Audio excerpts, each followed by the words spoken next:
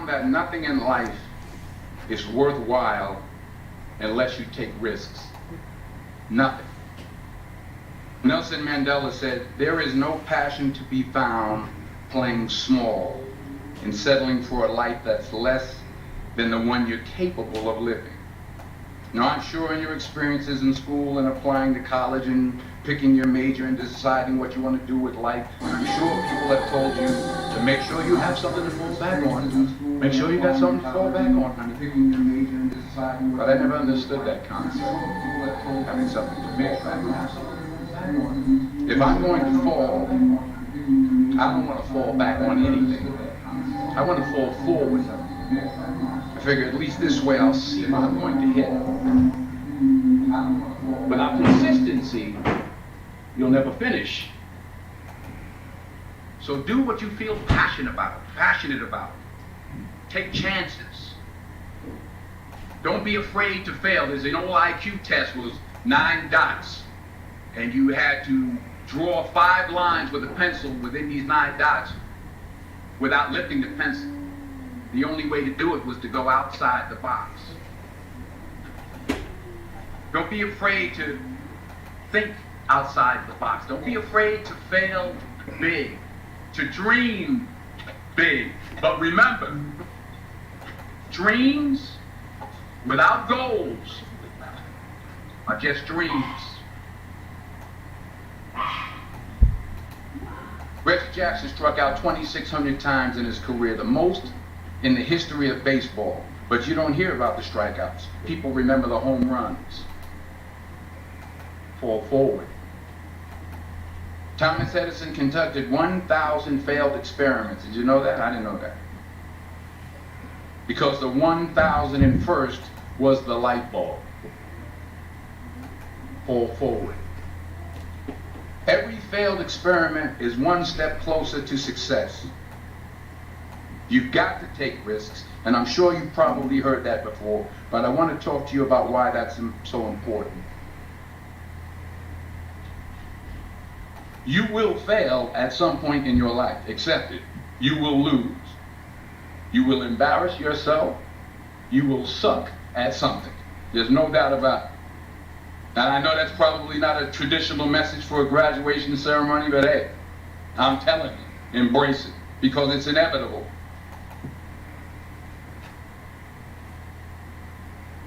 In the acting business, you fail all the time. Early on in my career, I auditioned for a part in a Broadway musical. Perfect role for me, I thought, except for the fact that I can't sing. I didn't get the job. But here's the thing. I didn't quit. I didn't fall back. I walked out of there to prepare for the next audition, and the next audition, and the next audition. I prayed. I prayed. And I prayed. But I continued to fail. And fail. And fail. But it didn't matter, because you know what? There's an old saying. You hang around the barbershop long enough, sooner or later you're going to get a haircut. So you will catch a break. And I did catch a break. Last year, I did a play called Fences on Broadway. But here's the kicker. It was at the Court Theater. It was at the same theater that I failed that first audition 30 years prior. The point is, every graduate here today has the training and the talent to succeed. Is it? But do you have the guts to fail? If you don't fail, you're not even trying. I'll say it again. If you don't fail, you're not even trying. To get something you never had, you have to do something you never did. So imagine you're on your deathbed, and standing around your deathbed are the ghosts representing your unfulfilled potential. The ghost of the ideas you never acted on. The ghost of the talents you didn't use. And they're standing around your bed, angry, disappointed, and upset. They say, we came to you because you could have brought us to life, they say. And now we have to go to the grave together. So I ask you today, how many ghosts are going to be around your bed when your time comes?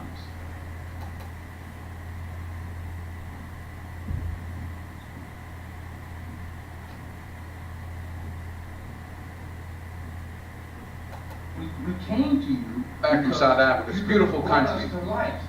But there are places there with terrible poverty that need help. It's the tip of the iceberg. The Middle East needs your help. Japan needs your help. Alabama needs your help. Tennessee needs your help. Louisiana needs your help. Philadelphia needs your help. There with terrible poverty that need help. The world needs a lot, and we need it from you. The Middle East needs your help. Japan needs your help. Alabama needs your help. Tennessee needs your help. Louisiana needs your help. Philadelphia needs your help. There with terrible poverty that need help. The world needs a lot, and we need it from you. The Middle East needs your help. Japan needs your help. Alabama needs your help. Tennessee needs your help. Louisiana needs your help. Philadelphia needs your help. There with terrible poverty that need help. The world needs a lot, and we need it from you. The Middle East needs your help. Japan needs your help. Alabama needs your help. Tennessee needs your help. Louisiana needs your help. Philadelphia needs your help. There with terrible poverty.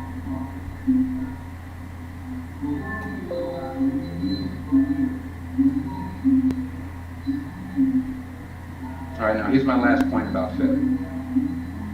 Sometimes it's the best way to figure out where you're going. Your life will never be a straight path. I began at Fordham University as a pre-med student. I took a course called cardiac morphogenesis. I couldn't read it, I couldn't say it, I sure couldn't pass it. So then I decided to go into pre-law, then journalism. And with no academic focus, my grades took off in their own direction. I was a 1.8 GPA, and the university very politely suggested that it might be better to take some time off. I was 20 years old, I was at my lowest point. And then one day, and I remember the exact day, March 27th, 1975, I was helping my mother in her beauty shop. My mother owned a beauty shop up in Mount Vernon. And there was this older woman who was considered one of the elders in the town. And I didn't know her personally, but I was looking in the mirror, and every time I looked at the mirror, I could see her behind me. She was staring at me. And the older woman, she just kept looking at me. Every time I looked at her, she kept giving me these strange looks. So she finally took the driver up her head and she said something I'll never forget. She said, "Young boy, I have a prophecy, a spiritual prophecy." She said, "You are going to travel the world and speak to millions of people." And in the years that followed, just as that woman prophesied, I have traveled the world and I have spoken to millions of people through my movements. Millions who up till this day couldn't see me. Who up till this day I couldn't see while I was talking to them, and they couldn't see me. They could only see the movement. They couldn't see the real me. But I see you today, and I'm encouraged by what I see, and I'm strengthened by what I see. Because taking risk is not just about going for a job. It's also about knowing what you know and what you don't know. It's about being open to people and to ideas. The chances you take, the people you meet, the people you love, the faith that you have, that's what's going to define you. Never be discouraged. Never hold back. Give everything you got. And when you fall throughout life, remember this: fall forward.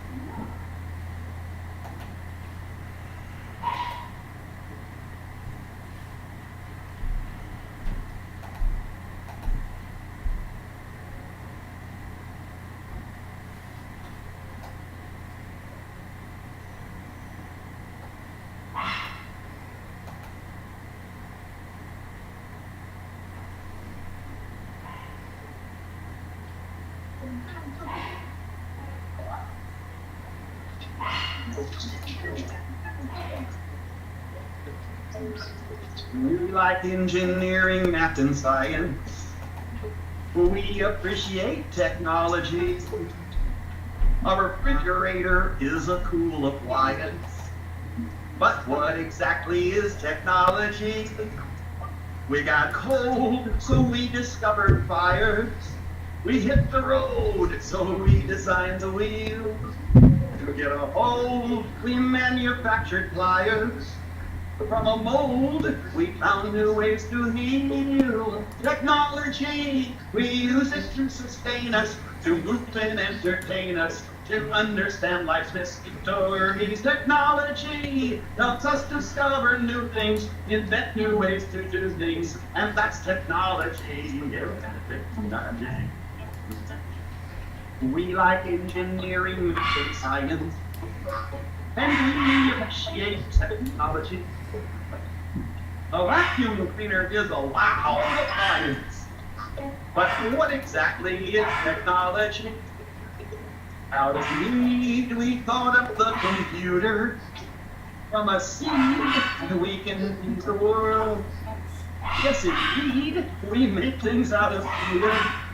At super speed, our rockets we have hurled. Technology, we use it to sustain us, to move and entertain us, to understand life's mysteries. Technology helps us discover new things, invent new ways to do things, and that's technology. To understand life's mysteries. Technology helps us discover new things, invent new ways to do things, and that's technology.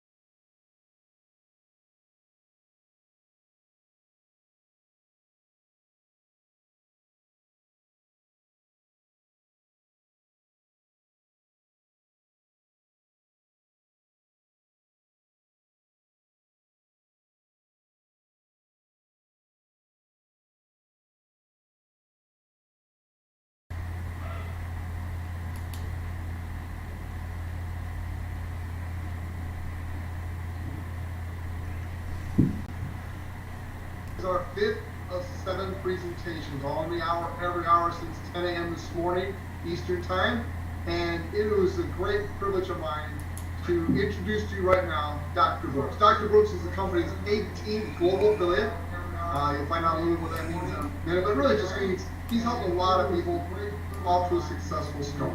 He's built a good, strong team. In fact, he's really one of the fastest growing teams in Tapestri right now.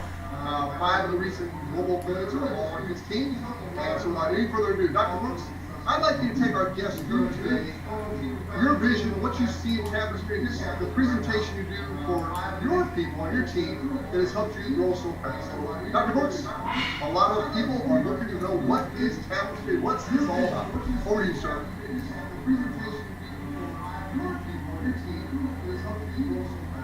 Over the decades in this industry, we've had time to spend time with each other's family, and exciting to be all of us coming out of retirement because we've seen this thing in technology. We're finally going to get a piece of it. So I thank you. I thank you. What you guys don't know is that Chuck Williams there put together what you're going to see a little bit later today that can actually change your life financially. So I appreciate you. I appreciate everything you do for the entire team.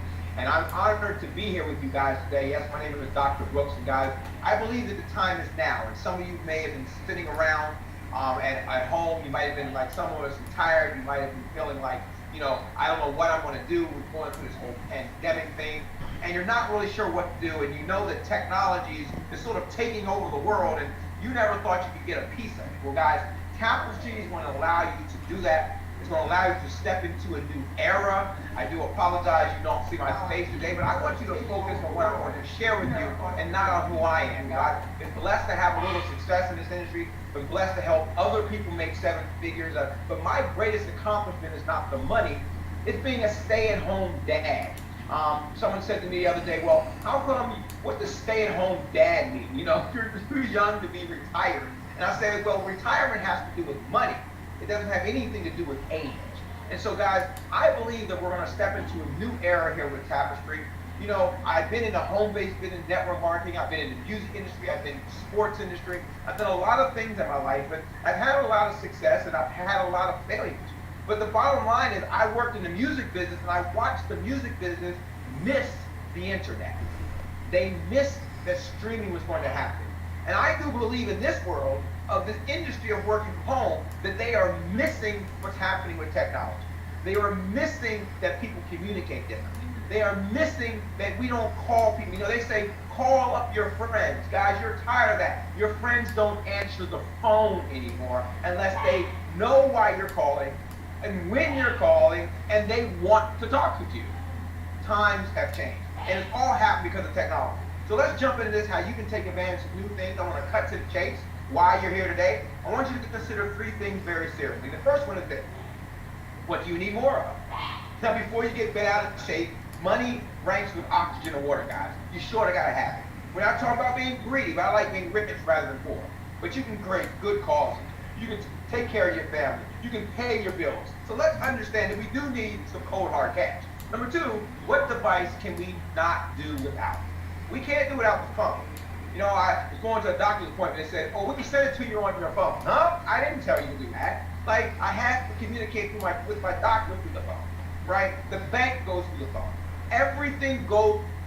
So I was going to a doctor's appointment and they said, oh, we can send it to you on your phone. Huh? I didn't tell you to do that. Like, I had to communicate with my doctor through the phone, right? The bank goes through the phone. Everything goes. A whole lot more that you don't even understand. See, if it was just the phone, then we could still have the little rotary dial thing, right? And some of you don't even know what I'm talking about. You're too young to know about what that is. But guys, it's the apps that make all the difference in the world. But pay attention. Do any of your apps pay you money? They should. See, apps should pay you. But when I say that to people, this is what I hear. Why should the app pay you? I mean, what's the big deal? Why should your company, Tapestri, want to pay me because of some app? Look, guys, because there's an extraction mission that's happening. The apps are extracting your name, your email, your kids, how many family members you've got, what location you are, and they're selling you for profit. Big tech is running away with all of your money because it's your data they're selling, but you're making none of it. Why should you be concerned? What's all the fuss? Is your data a big deal? Check this out, and then we'll determine whether your data is a big deal. Here we go. What's all the fuss? Is your data a big deal? Our personal data is so valuable that it's considered the new oil of the 21st century, fueling billions of dollars to big tech companies while at the same time